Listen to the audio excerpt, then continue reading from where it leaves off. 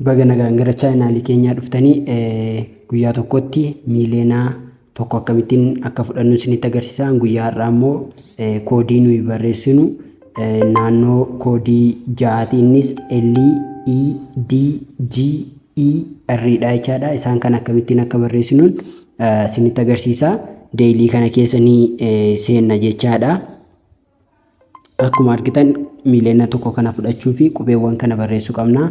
L barreessuudhaaf tab longi tab goona jechaadha. Tab longi tab L nu barreesseera. E barreessuuf immoo tab bichaa goona jechaadha. Ishi tab. Ishi D barreessuudhaaf immoo longi tab goona jechaadha.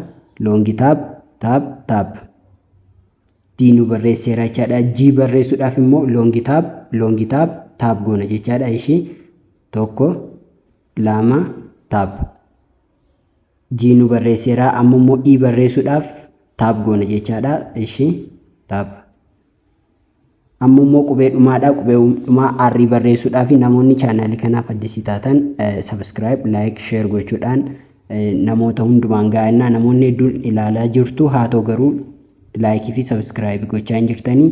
Kana waan gootaniif galatooma jecha. Inni dhumaa R'dha. R guutuudhaa fi tab longi tab goona jechaadha. Ishee waliin haa hojjennu. Tab longi tab.